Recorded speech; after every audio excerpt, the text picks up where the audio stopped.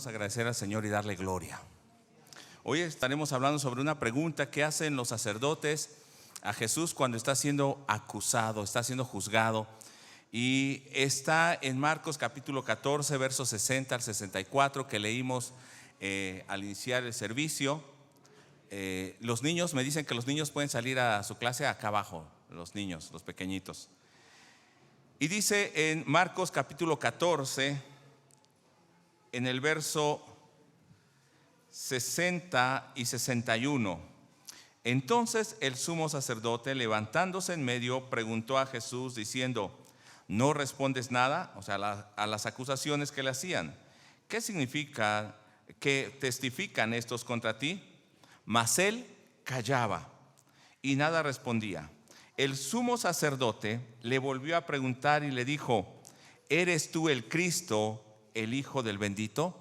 Y esta es la pregunta que debemos respondernos el día de hoy y que Marcos está respondiendo en su evangelio. La vida de Jesús manifiesta esta verdad y los sacerdotes, los líderes religiosos están preguntando: ¿eres tú el Cristo, el Hijo del bendito? Muchas ocasiones podemos también el día de hoy estarnos cuestionando esto. ¿Verdaderamente Jesús es el Cristo, el Hijo del bendito, el Hijo de Dios? Vamos a orar. Padre, te damos gracias en esta hora y pedimos que tu palabra sea clara a nosotros, que podamos entender el propósito de ella, que podamos ser confrontados con esa palabra y que podamos vivir también entendiendo esa palabra con esa verdad de nosotros, con esa seguridad y con esa esperanza cada día. Inclusive, Señor, viendo el sacrificio de Jesús y entendiendo, Señor, que era necesario que pasara por ese camino a la cruz, como también para nosotros es el llamado, porque tú mismo les dijiste a tus discípulos: si alguno quiere ser mi discípulo, niéguese a sí mismo, tome su cruz cada día y sígame. Y hoy, Señor, queremos estar recordando ese sacrificio que produjo en nosotros vida, ese sacrificio que nos sacó de tinieblas a la luz admirable, ese sacrificio que ha hecho nuevas todas las cosas. Bendito seas en el nombre de Jesús. Amén. Ahora, vemos que lo primero que la gente hace en ese momento, y era lógico como el día de hoy, es preguntarse: ¿verdaderamente Jesús es el Cristo? Y hemos estado compartiendo sobre el evangelio de Marcos y vimos muchas evidencias, no solamente en las señales, las profecías, cómo cumplía la palabra diciendo que Él era el Mesías, el ungido de Dios, el Cristo. Sin embargo, vemos la pregunta de los sacerdotes en el capítulo 14, verso 61 que acabamos de leer: ¿eres tú el Cristo, el Hijo del bendito? De hecho, Pilatos también le pregunta esto en el capítulo 15, verso 2. Dice: ¿eres tú el rey de los judíos? ¿Eres el Cristo? ¿Eres el rey de los judíos? Y Jesús le responde: tú lo dices. No sabemos si es afirmando la respuesta de Pilato o es diciendo: eso es lo que tú estás pensando. Sin embargo, vemos que la pregunta va siempre enfocada: ¿quién eres tú? ¿Quién es Jesús? ¿Quién es el Cristo? Cada iglesia puede presentar a un Cristo diferente, una enseñanza diferente, pero tenemos que preguntarnos si verdaderamente ese es el Cristo de la Biblia, si ese es el Cristo que vino al mundo para salvarnos, o estamos solamente siguiendo una tradición, una filosofía, una moral, una ética, una tradición, una religión, pero no estamos conociendo al verdadero Cristo. Los discípulos de hecho cuestionaron a Jesús también, porque ellos le decían: muéstranos al Padre y nos basta. Y de hecho vamos a ver que no solamente Pilato se cuestionaba esto, sino los discípulos, cuando ellos están en la mar y viene una tormenta, y entonces Jesús reprende al viento y a la mar. ¿Y qué dicen los discípulos? En el capítulo 4, verso 41 de Marcos, dicen de esta manera: entonces temieron con gran temor y se decían el uno al otro: ¿quién es este que aún el viento y el mar le obedecen? ¿Eres tú el Cristo, el Hijo de el Dios viviente? ¿Eres tú el Rey de los judíos? ¿Eres el Hijo del bendito? ¿Quién es este que aún el viento y el mar le obedecen? Y cuando nosotros vemos esto, decimos qué incrédulos eran, pero podemos pensar si nosotros también hemos sido incrédulos. A veces sabemos de Jesús, pero no vivimos conforme a su evangelio, no vivimos conforme a su ejemplo, no tenemos la vida de Él en nosotros. La gente de Nazaret también, cuando llega a Jesús después de haber hecho milagros en otros lugares, llega a su lugar de nacimiento, está en la sinagoga y también Él empieza a hablar acerca de la profecía, y la gente le decía, bueno, ¿quién es este? En el capítulo 6, versos 1 en adelante, dice que llega a su tierra, y entonces en el verso 2 ellos empiezan a preguntar, ¿de dónde tiene esas cosas? O sea, ¿de dónde tiene ese poder? ¿Y qué sabiduría es esta que le es dada? Y estos milagros que por sus manos son hechos. Y no podían creer en Él, porque en el siguiente verso dice, ¿no es el hijo del carpintero y el hijo de María? ¿No están sus hermanos? Está hablando del nombre de sus hermanos, Jacobo, de José, de Judas y de Simón, con nosotros. ¿No están también aquí con nosotros sus hermanas? Y se escandalizaban de Él. Toda la gente se está preguntando quién es Jesús. Y el día de hoy hablamos de esto porque la gente hoy no come carne, o no hace esto, no hace el otro, o va a una procesión, o aún nosotros como cristianos decimos, tenemos que reunirnos porque vamos a celebrar a Jesús. Pero verdaderamente estamos entendiendo quién es Jesús. Y la afirmación de Jesús en el capítulo 14, que empezamos leyendo al inicio del servicio, en el verso 62, Él afirma diciendo de esta manera, yo soy. Le responde, ¿eres el Hijo del bendito? ¿Eres el Hijo de Dios? Y al decir que era el Hijo de Dios, en el concepto judío se estaba haciendo Dios. ¿Cómo un hombre puede decir que es Dios? ¿Cómo un hombre puede decir que es el Mesías, que es el Salvador? Y en el verso 62 está diciendo, sí, yo soy. Y ese yo soy, ego eimi, se encuentra en Juan, en griego, ego eimi, hacía referencia al Dios del Antiguo Testamento en Éxodo 3, cuando Dios se le presenta a Moisés y le dice, yo soy el que soy.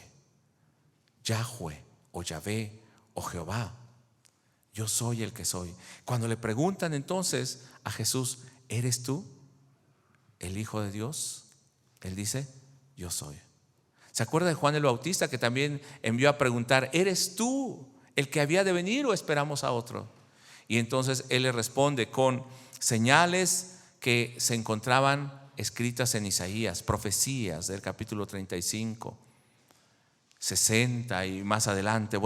Todo Isaías nos está hablando de eso. Y le dice, los ciegos ven, los cojos andan, y a los pobres es anunciado el reino de Dios. Pero aún teniendo ese cuestionamiento, yo creo que es normal que nos preguntemos aún nosotros como cristianos. No tenemos una fe ciega, sino tenemos una fe sustentada en la palabra de Dios. Tal vez es normal que nos preguntemos, ¿es cierta nuestra fe? ¿Verdaderamente conocemos a Jesús?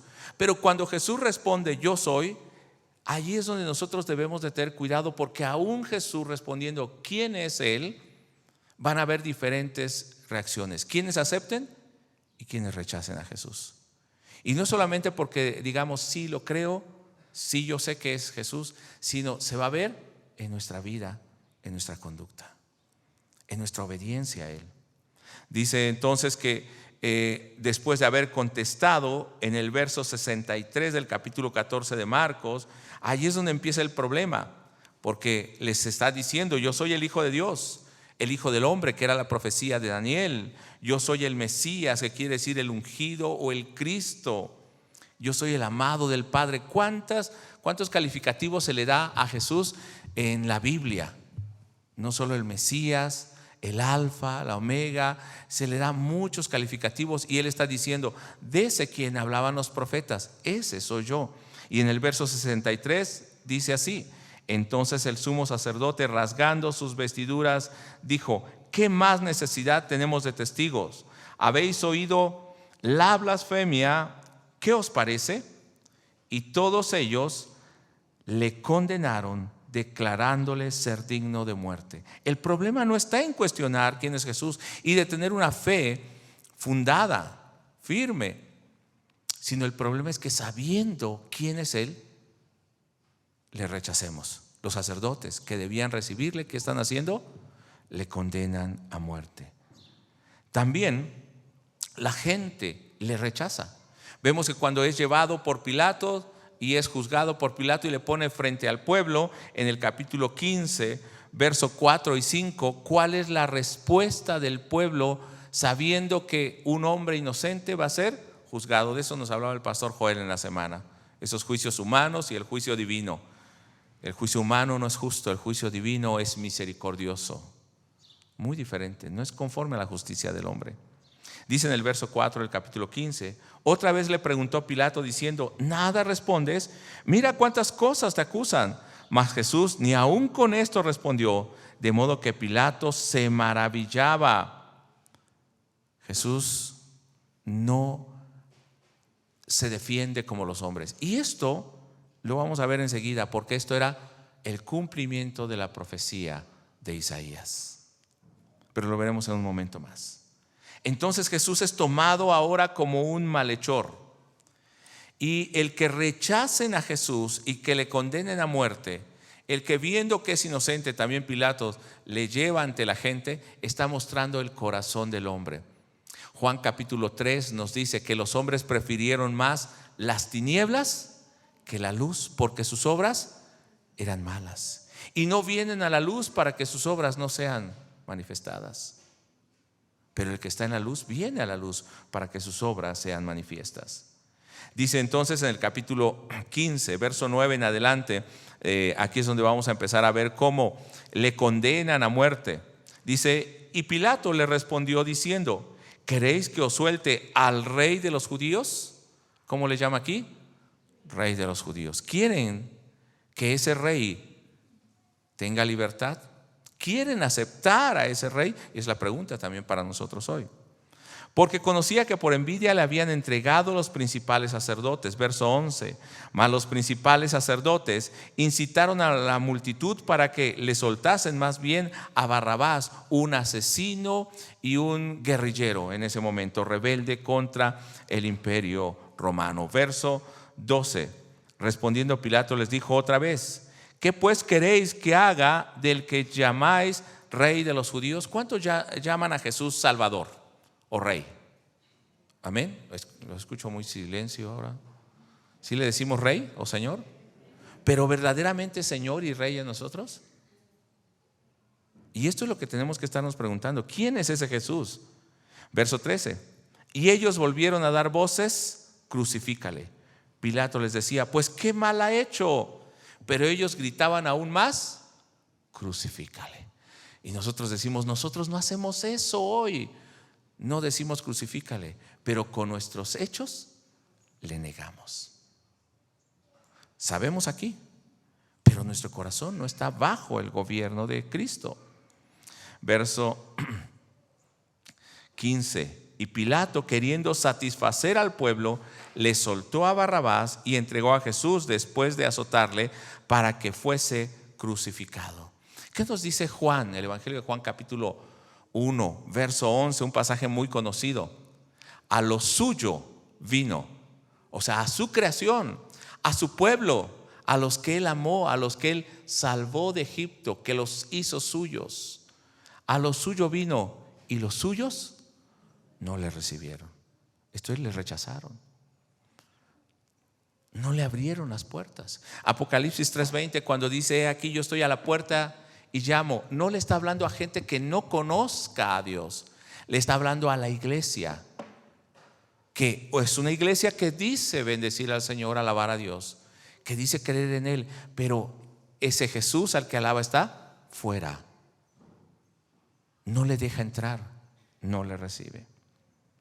Ahora, veamos cómo los hechos y la palabra de Jesús confirman que Él es el Cristo. ¿Se acuerda la pregunta, el cuestionamiento? ¿Eres tú el Hijo del bendito?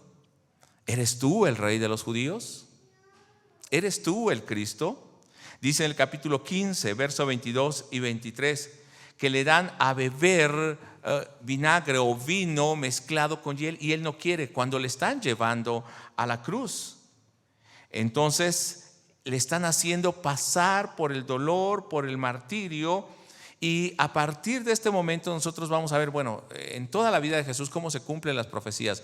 Pero a partir de este momento, si usted va, por ejemplo, al Salmo 22 y lo lee, no lo vamos a leer hoy, lo hemos compartido en otros días cuando hablamos de la Pascua, hermano, va a ver que ese salmo se está cumpliendo en la vida de Jesús. Dice en el capítulo 15, verso 22 en adelante: y le llevaban a un lugar llamado Gólgota, que traducido es el lugar de la calavera, y le dieron a beber vino mezclado con mirra, mas él no lo tomó.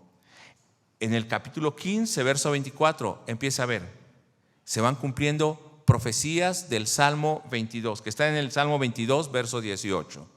Dice: repartieron entre sí sus vestiduras, echando suerte sobre ellos. Esto lo sabemos, conocemos este pasaje.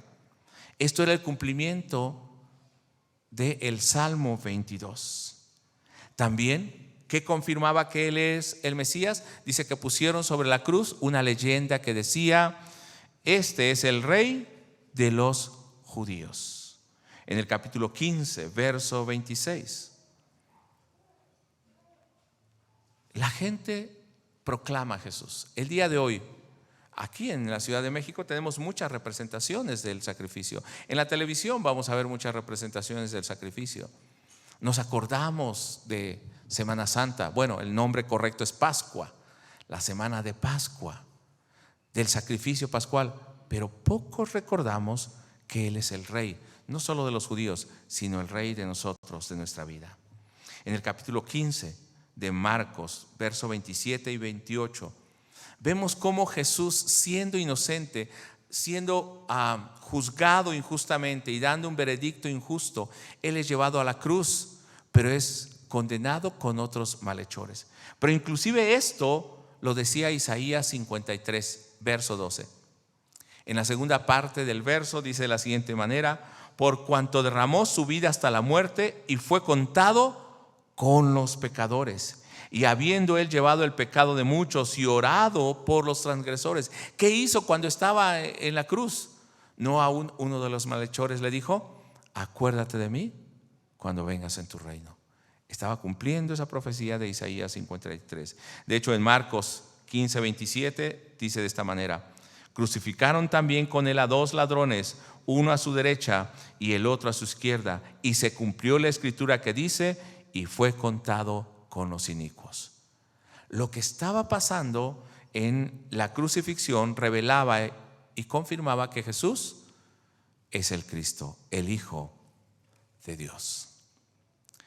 Dice en el capítulo 15, verso 29 de Marcos: también fue hecho escarnio de él, se burlaron de él. Y esto también es cumplimiento del Salmo 22, verso 7, y del Salmo 109, verso 25, para los que están anotando. Pero en Marcos 15, 29 dice: y los que pasaban le injuriaban, meneando la cabeza y diciendo: va, tú que derribas el templo de Dios y en 3 días lo reedificas, sálvate a ti mismo y desciende de la cruz.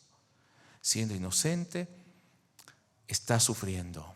Y dice Pablo que él no escatimó el ser igual a Dios como cosa que aferrarse, sino que él mismo se despojó de su gloria y se hizo obediente hasta la muerte, y muerte de cruz. Dice que él tiene el poder. Jesús mismo dijo: tengo el poder para poner mi vida y volverla a tomar. Nadie lo obligó. Te voy a decir que aún el Padre, con el dolor de su corazón, entrega al Hijo. Y el Hijo tenía el poder para decir: no voy a la cruz. El Hijo tenía el poder para decir: yo no voy a morir por estos pecadores. Pero Él quiso morir voluntariamente. Y no solamente murió por ti y por mí, murió por el violador, por el asesino, por el narcotraficante, por el homicida.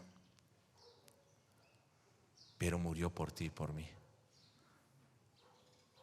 Y esto yo creo que es lo más importante. Con nuestras vidas a veces nos burlamos del sacrificio y del evangelio de Jesús.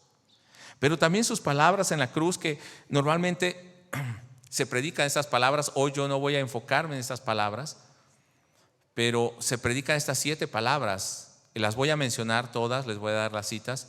Pero esas palabras, ¿qué estaban confirmando? Que Él es el Cristo. Dice en Lucas capítulo 23, verso 34, cuando Él está en la cruz: Padre, perdónalos porque no saben lo que hacen. Él está en su función sacerdotal como cordero entregando su vida. Lo vimos en la Pascua, en la cena que tomó. Pero también está como sacerdote intercediendo por los pecadores. En Lucas capítulo 23, verso 43, cuando es crucificado con los malhechores y uno de ellos pide misericordia, ¿qué le responde Jesús? De cierto te digo que hoy estarás conmigo en el paraíso. Estaba dando seguridad de la salvación. Algunos dicen no fue en ese momento, sino que duerme y un día se levantará. Lo importante no es si en ese momento fue a la presencia de Dios. Él le dijo, de cierto te digo que hoy estarás conmigo en el paraíso. En el original dice de esta manera. No es importante si fue un año después o está durmiendo y un día se levantará para estar con el Señor. Lo importante es que tiene la promesa de Jesús de entrar en esa vida eterna. Porque a veces nos preocupamos, ¿será que vamos a desaparecer? ¿Será que va a haber un arrebatamiento o no va a haber arrebatamiento? ¿Será que va a ser de esta manera o de otra manera? Hermano, la Biblia no da detalles de esas cosas, pero sí da la seguridad. Y Jesús dijo que así como lo vimos ir, un día Él va a regresar. Y entonces aún del polvo vamos a oír, dice en Daniel, vamos a oír la voz y nos vamos a levantar. Dice Juan capítulo 19, verso 26 y 27, viéndole su madre sufrir, María, la mujer usada para que Jesús viniera. Respetamos profundamente a María porque fue un vaso escogido y ella estuvo dispuesta a enfrentar aún el estigma del señalamiento, y de José también, de recibir a María cuando se le revela en sueño que el hijo que viene es del Espíritu Santo. Pero en ese momento es como cualquiera de nosotros, carne, y se duele. Y está viendo al ser que trajo a este mundo sufrir. Ella tal vez no comprendía completamente que Jesús tenía que pasar por eso, porque Él es totalmente hombre y totalmente Dios. Y le dice Jesús, viendo el sufrimiento de María: mujer, he ahí a tu hijo. Y le dice a Juan, el discípulo amado: hijo, he ahí a tu madre. Para que Él se hiciera cargo de María. En el capítulo 15 de Marcos, que esta palabra sí la tenemos en el Evangelio de Marcos, verso 34. Entonces Jesús clama al Padre. Un pasaje que nosotros encontramos y lo vamos a leer si tenemos tiempo al final en Salmo 22.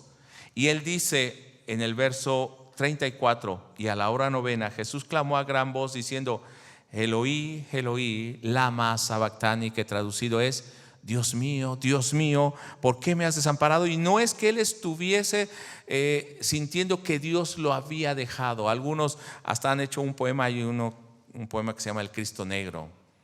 Y muchos piensan en ese momento el Cristo se separa del cuerpo de Jesús. O sea, el Cristo ya no estaba ahí.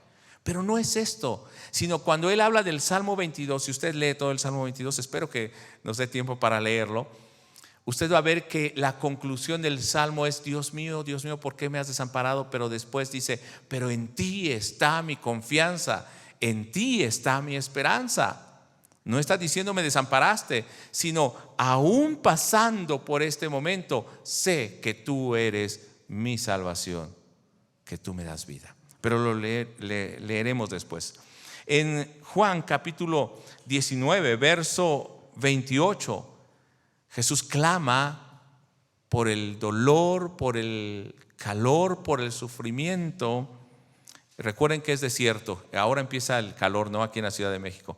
Y está de visita la familia que viene de Chiapas. Creo que para ellos el clima está agradable, pero para nosotros está caluroso. Imagínense en el desierto, sin beber agua, cargando una cruz, siendo martirizado, sin haber comido, estando en vela la noche anterior, siendo azotado, siendo injuriado. ¿Cómo estaría ese hombre? Con la boca seca. Y él dice, también para que se cumplieran las escrituras, en Marcos 15:36, dice que le dieron a beber vinagre. Pero en Juan 19:28 él decía, tengo sed. Y esto era el cumplimiento del Salmo 69, verso 21, donde decía que le tenían que dar a beber este vinagre, el dolor, representando lo que él estaba cargando en la cruz. Y dice en el capítulo 15, verso 36, que entonces corre uno de los soldados y empapa una esponja en vinagre y la pone en la caña y le da a beber. Y aún se burlaban y decían, deja ver si viene Elías a bajarle. En Juan capítulo 19, verso 30, cuando ya está muy cerca de la muerte, cerca de las 3 de la tarde, él va a decir, consumado es. Y esa expresión es el plan de Dios, la profecía que se había anunciado y que vendría el Mesías, en este momento se está consumando, se está cumpliendo totalmente. No hay más sacrificio que hacer, no hay otro medio, porque tenemos un solo mediador entre Dios y los hombres, Jesucristo hombre. No hay más mediador, no hay medio para la salvación que no sea en Cristo. Las obras del hombre no podrán salvarle, porque nada se compara al sacrificio y al amor de Cristo. Y la última palabra que está en Lucas capítulo 23, verso 46, dice, Padre, en tus manos encomiendo mi espíritu, que también es cumplimiento del Salmo y de las profecías. Ahora, estas palabras estaban confirmando que Él es el Cristo. Fue confirmado por los hechos milagrosos que estuvimos viendo en Marcos. Sanaba y aún resucitaba a los muertos. Daba vista al ciego. Salvó a aquellos que eran despreciados. Los hechos lo confirmaban. El Espíritu Santo estaba confirmando que Él era el ungido de Dios. Pero en el capítulo 15, verso 38 de Marcos, donde estamos, dice que entonces el velo del templo se rasgó en dos, de arriba a abajo. Y eso nos confirma, como dice Hebreos capítulo 8, el punto principal de lo que venimos discutiendo es que tenemos tal mediador, tal sumo sacerdote que traspasó los cielos mismos. Ahora están abiertos los cielos. De hecho, su mensaje es arrepentíos, porque el reino de los cielos se ha acercado. Ahora todo el que quiera entrar puede entrar a ese reino. Verso 39 del capítulo 15. Y el centurión que estaba frente a él cuando está siendo crucificado, dice, viendo después que declamar había expirado, así dijo, si usted puede leer conmigo, verdaderamente este hombre era el Hijo de Dios. ¿Quién reconoció primeramente que era el Hijo de Dios? ¿Un sacerdote? ¿Un judío? ¿Un creyente? Un romano, el verdugo que tal vez estaba traspasando su costado, tal vez fue el que le clavó. Alguien que no sabía de la ley, alguien que solamente había oído de los judíos de un Mesías, dice, verdaderamente este hombre era el Hijo de Dios. Huios Theo en, Hijo de Dios era, dice en griego. Este era el Hijo de Dios. La confirmación no la tuvieron los sacerdotes en primera instancia, sino este hombre. Este hombre le reconoce como el Cristo, como el ungido, como el Salvador. Ahora en el capítulo 1, verso 1 de Marcos, esta era la palabra que quería transmitir el apóstol o el evangelista. Este es el mensaje que quería dar en todo el evangelio. Dice en el capítulo 1, verso 1 de Marcos, principio del evangelio o buenas nuevas o buen mensaje, buena noticia de Jesucristo. ¿Quién? Hijo de Dios. Lo que va a estar hablando Marcos es de el Hijo de Dios. Y pasó tanto para que los discípulos pudieran conocerle. Pasó tanto que aún viendo los milagros la gente no le reconocía. Sufrió, murió, resucitó y han pasado 2000 años y aún muchos de nosotros no reconocemos que Jesús es el Hijo de Dios. En el capítulo 1, verso 10 y 11, cuando Jesús fue bautizado, el mismo Padre y el Espíritu Santo están confirmando que Jesús es el ungido de Dios. Dice el verso 10, y luego cuando subió del agua vio abrirse los cielos y al Espíritu como paloma que descendía sobre él. El Espíritu estaba confirmando: este es el Cordero de Dios que quita el pecado del mundo. Verso 11, y vino una voz de los cielos que decía: tú eres mi Hijo amado, en ti tengo complacencia. Aunque el mundo le rechaza, el Padre le confirma como el Hijo.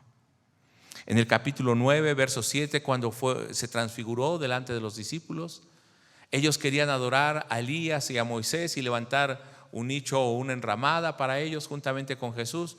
Y entonces una nube le cubre y escuchan una voz del cielo que dice: este es mi Hijo amado, a él oíd.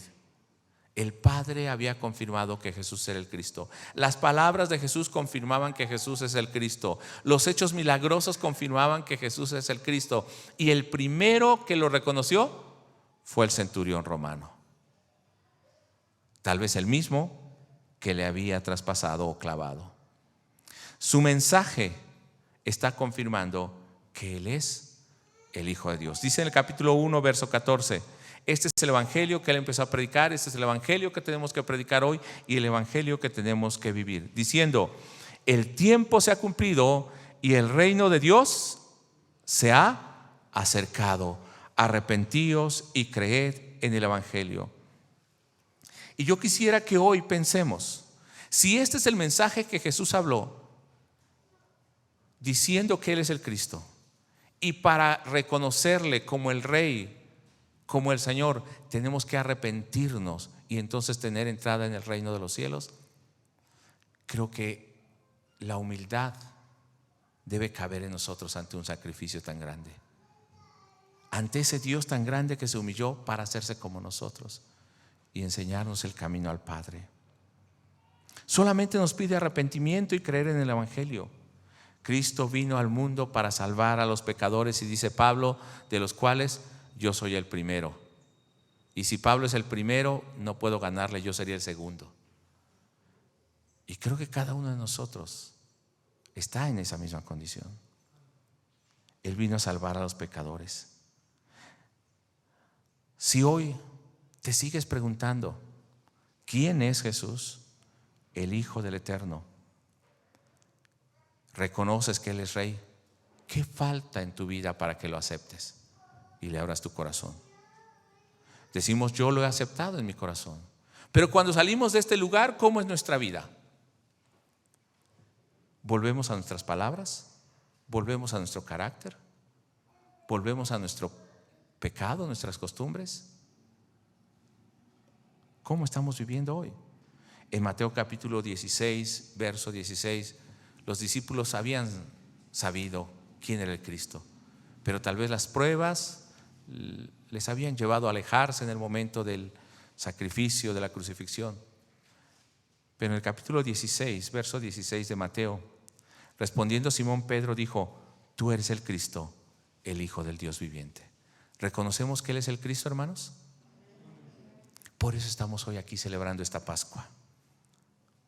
Esta Pascua nos debe recordar la Pascua celebrada 1450 años o 1446 años antes de la entrada del pueblo,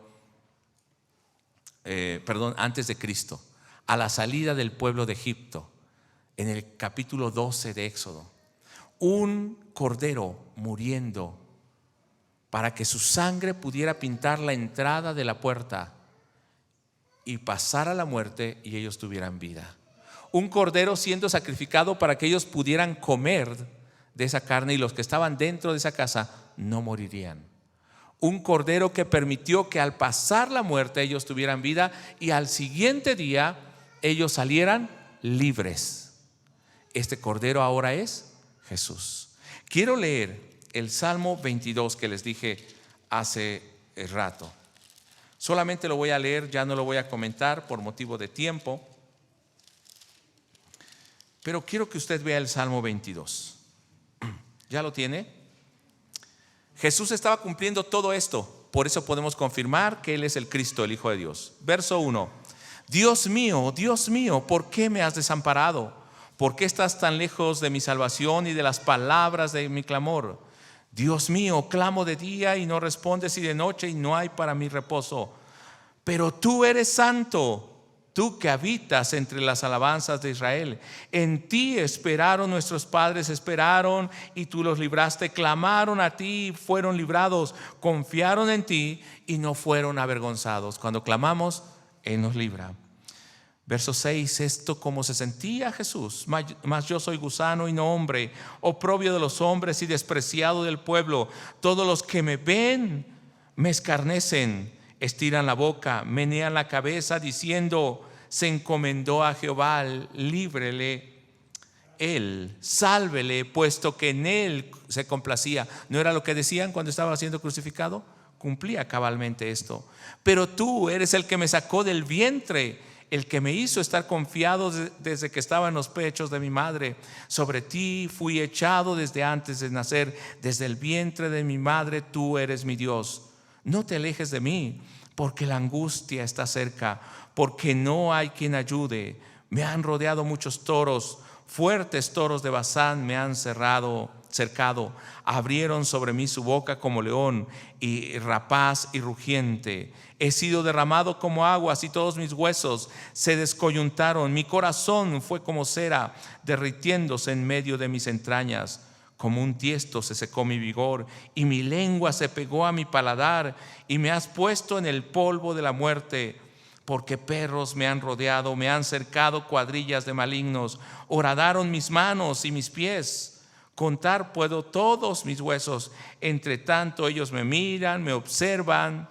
Repartieron entre sí mis vestidos, sobre mi ropa echaron suertes. ¿No es todo lo que había pasado Jesús? Sí, ¿verdad? Y esto fue escrito 1000 años antes. Mas tú, Jehová, no te alejes, fortaleza mía, apresúrate a socorrerme. Libra de la espada mi alma, del poder del perro mi vida. Sálvame de la boca del león, líbrame de los cuernos del búfalo. Y anunciaré tu nombre a mis hermanos, en medio de la congregación te alabaré. Y voy a ir a los últimos versículos. Verso 30: la posteridad le servirá. Esto será contado de Jehová hasta la postrera generación. Vendrán y anunciarán su justicia. A pueblo no nacido aún anunciarán que Él hizo esto. Esto es lo que estamos celebrando hoy. Yo quisiera que antes de concluir la predicación pasara nuestra hermana Nayeli y nos va a cantar un canto, y que pensemos si verdaderamente nosotros estamos respondiendo, o cuando Él nos responde que Él es el Cristo, estamos cuestionando y Él nos responde, ¿cómo estamos respondiendo a ese Señor, a ese bendito del Padre, a ese Cristo que hoy nos sigue llamando para que nosotros estemos en su presencia? Podemos estar en este momento atentos a este canto y después estaremos orando.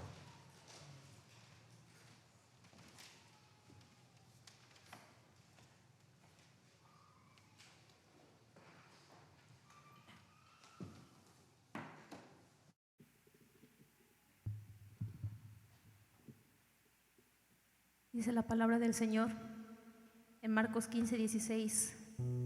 Entonces los soldados le llevaron dentro del atrio, esto es, al pretorio, y convocaron a toda la compañía. Le vistieron de púrpura y poniéndole una corona tejida de espinas, comenzaron luego a saludarle: Salve, Rey de los judíos. y le golpeaban en la cabeza con una caña y le escupían, y puestos de rodillas le hacían reverencias. Después de haberle escarnecido, le desnudaron la púrpura y le pusieron sus propios vestidos y le sacaron para crucificarle. Hermano, no debemos olvidar que tú y yo fuimos los que crucificamos a Jesús, porque por nuestros pecados Él murió. Éramos tú y yo, hermano, los que matamos a Jesús.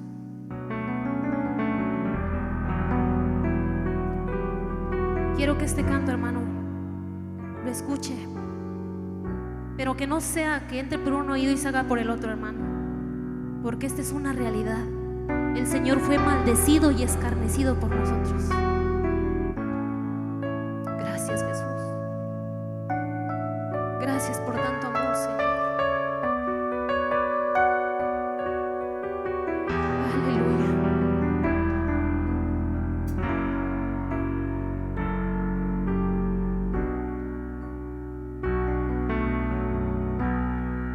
Saliendo del pretorio, marcha una procesión con rumbo al Calvario.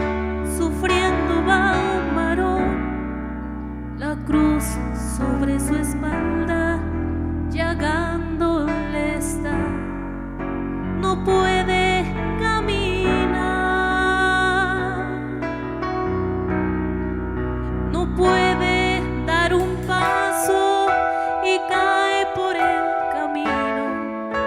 Recibe un latigazo sobre su cuerpo herido. No puede avanzar, se escucha solo un grito: levántate, maldito. No, no puede ser maldito aquel que en su dolor exclama con un grito: perdónale, Señor, perdónale sus faltas, no mires su actuación, de ellos ten compasión. Mas el herido fue por nuestras rebeliones, molido por nuestros pecados, y el castigo de nuestra paz fue sobre él, y por sus llagas fuimos nosotros curados. Gracias, Jesús. Gracias, Señor, por morir por mí en esa cruz.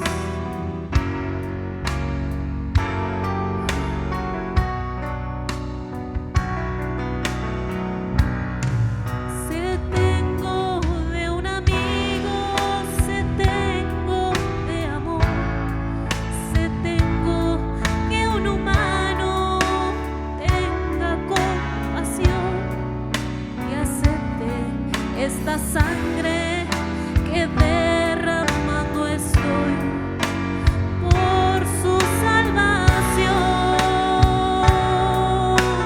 No, no puede dar un paso y cae por el camino. Recibe un latigazo sobre su cuerpo herido. No puede avanzar, se escucha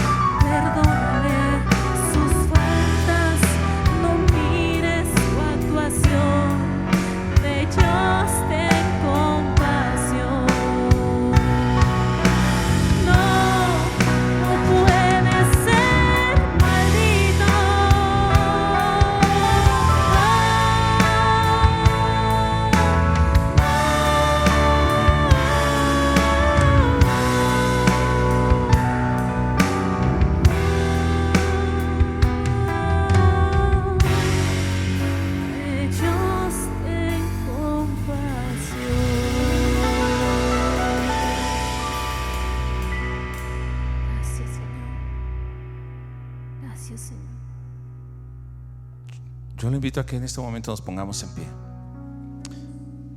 y oremos. Señor, perdón, porque por nuestra culpa, por nuestro pecado, tuviste que morir en una cruz, por redimirnos y por rescatarnos.